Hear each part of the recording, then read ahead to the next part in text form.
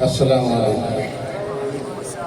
الحمدللہ وکفا وسلام علی عبادہ الذین اصطفى قال اللہ تبارک وتعالی ما كان محمد أبا أحد من رجالكم ولكن رسول الله وخاتم النبيين صدق الله العلي العظيم قال النبي صلى الله عليه وسلم أنا خاتم النبيين لا نبي بعدي أو كما قال عليه الصلاة والسلام اسٹیج پر تشریف فرما ہم تمام کے محبوب شاعر رسول حضرت مولانا طارق جمیل صاحب قاسمی اور ان کے رفیق سفر حافظ ظہیر صاحب فیضی دیگر علماء کرام معززین سامعین اور نوجوان ہمارے پاس میں اجلاس ختم نبوت کے عنوان سے نعتیہ محفل کا انعقاد گزشتہ چند سالوں سے ہو رہا ہے۔ یہ پروگرام کوئی شوقیہ یا تفریحی پروگرام نہیں ہے بلکہ ایک عظیم ترین مقصد کے تحت میں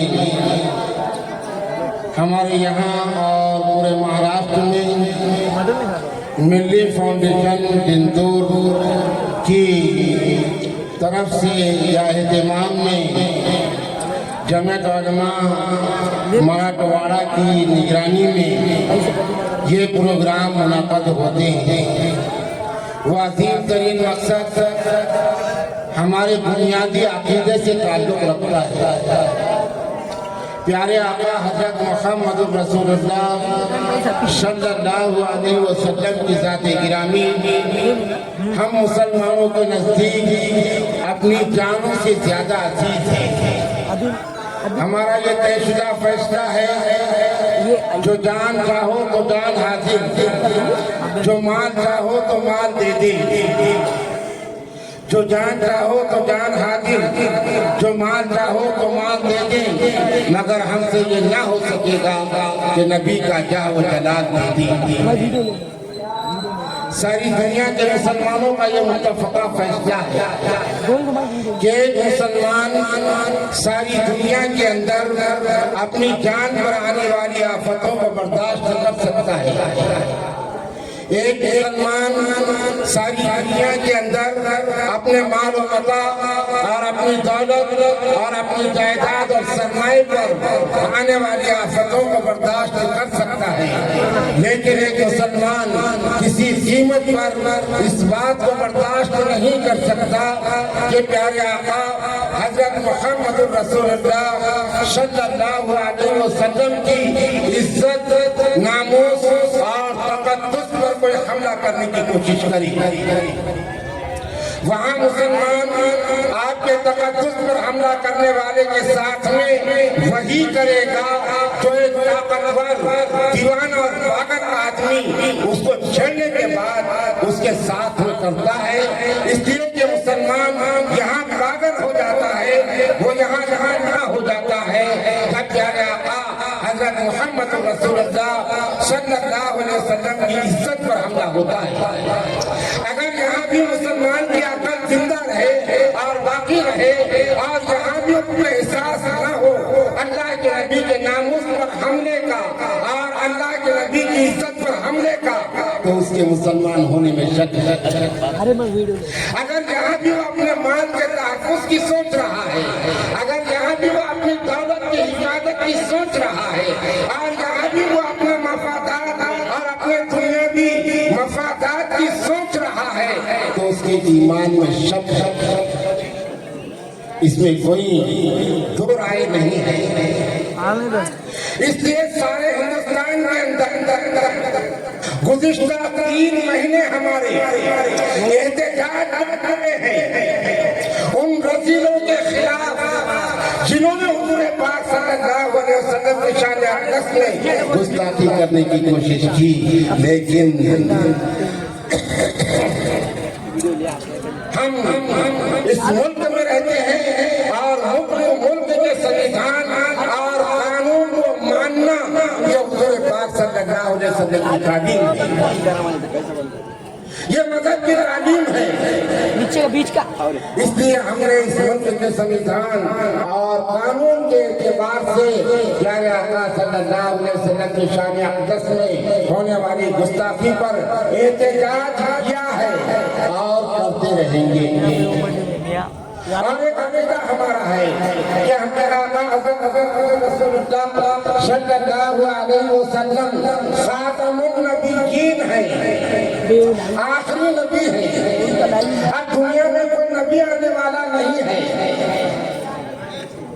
ये हमारा अकीदा है। क़यामत तक हुज़ूर पाक सल्लल्लाहु अलैहि वसल्लम की नबूवत जिंदा है और क़यामत तक आप नबी हैं। इसलिए मुसलमानों, हमारी अव्वलीन जिम्मेदारी है कि हम अपने आका की इज्जत करें।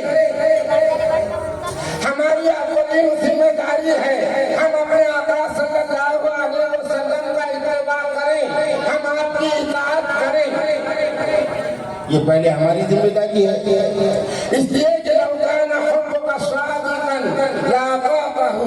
इन्नल मुहिब्बा लिमन युहिब्बु युतीअहु। हमको आका सल्लल्लाहु अलैहि वसल्लम से मोहब्बत है और आपसे मोहब्बत ये हमारे ईमान का हिस्सा है।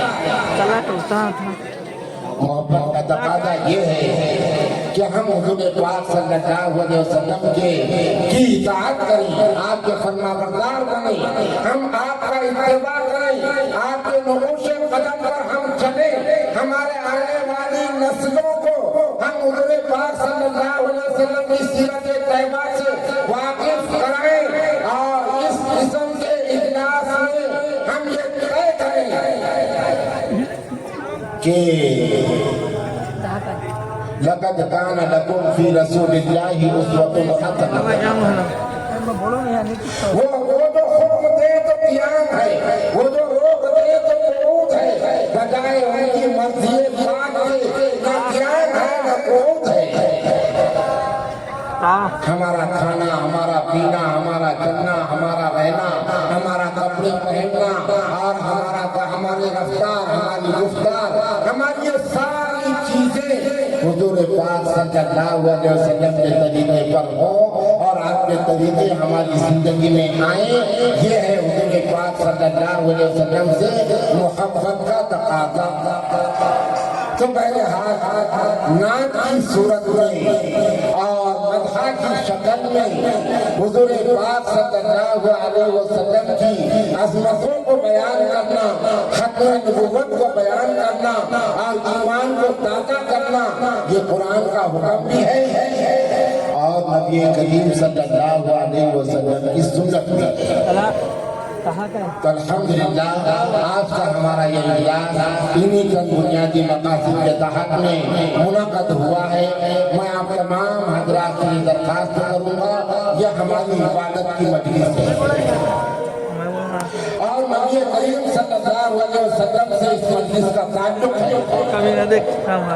अल्लाह ने हुक्म दिया था साहबे किराम को और अल्लाह ने सहाबा को नबी का अदब सिखाया था। अल्लाह नबी का अदब सिखा रहे हैं कि ला तुक़द्दिमू बैना यदैल्लाहि व रसूलिही। सहाबा से अल्लाह ने फरमाया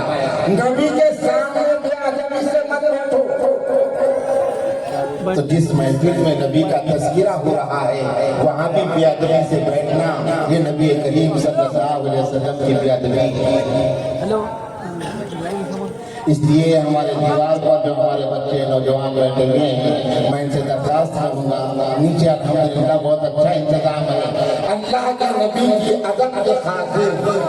हम जो है तो इस बात को माने, ये ईमान का हिस्सा है। माशाअल्लाह तमाम बच्चे हमारे उतर गए, यहाँ अदब से बैठो और जो खड़े हुए हैं उन तमाम से मैं दरख्वास्त करूँगा आप तमाम अदब से बैठ जाए। ये इबादत की جتنے ادب سے آپ قرآن کو سنیں گے ثواب ملے گا، یقیناً ثواب ملے گا، ایمان تازہ ہوگا، نبی کریم صلی اللہ علیہ وسلم کی محبت ہمارے دلوں کے اندر بیٹھے گی، اور نبی سے نسبت تمہاری سچائی کے ساتھ قائم ہو گئی، جھوٹی دنیا تمہارے بال بیکا نہیں کر سکتی، اس لیے کہ ایمان متاثر نہیں ہوتا، ایمان متاثر کرتا ہے، رنگینیوں سے اور جھوٹی چمک سے ایمان متاثر نہیں ہوتا، اس لیے کہ ایمان میں دنیا کی تاریخ کے نشر و فراز، اتار اور چڑھاؤ بہت دیکھے ہیں، ایمان کہیں متاثر نہیں ہوا، اور موجودہ حالات میں بھی ایمان متاثر نہیں ہوتا، اس لیے کہ ایمان نے نمرود کا عروج بھی دیکھا اور مچھر کے لگے سے نمرود کا مرنا بھی دیکھا، ایمان نے فرعون کا عروج بھی دیکھا اور فرعون کا غرق ہو کر ذلیل ہو کر مرنا بھی دیکھا، ایمان نے ان لوگوں کا عروج بھی دیکھا اور انہیں گھرے گھرے